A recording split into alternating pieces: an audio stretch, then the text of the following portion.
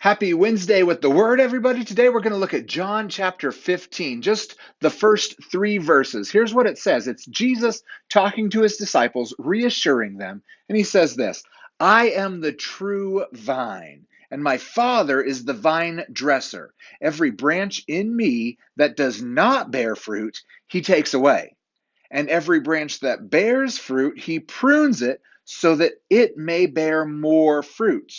You are already clean because of the word which I have spoken to you. So here's Jesus. He is talking with his disciples. He's making sure that they understand he's on the way to the cross. And when he gets there, they can't follow him there.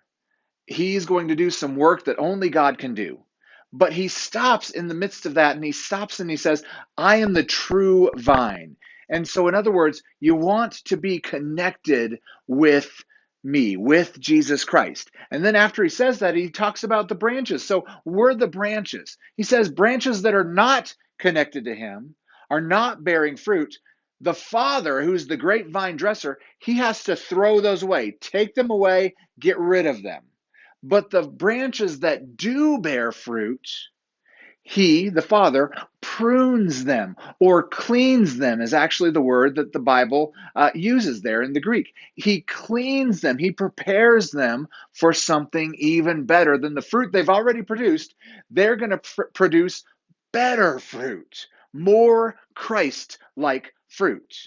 And then look at verse 3 again. Here's how he says that those branches do that. He talks to the branches that I believe they already know that they're bearing fruit. They are his disciples. They're seeing that fruit on a regular basis. And Jesus says, you are already clean.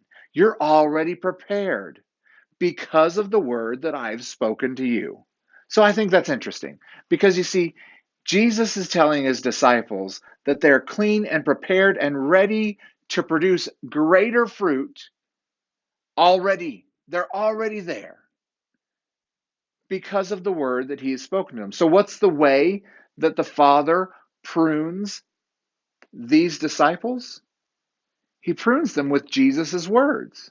And in fact, he prunes me and you with Jesus' words as well. This is the word of God that we're talking about.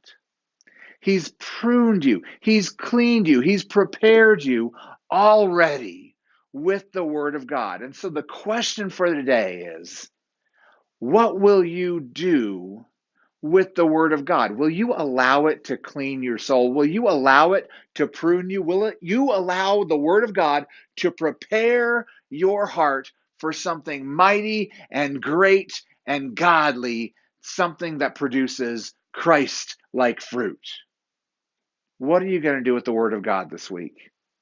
I hope you have a great Wednesday. Remember, our God, he is crazy about you. And I love you too. God bless.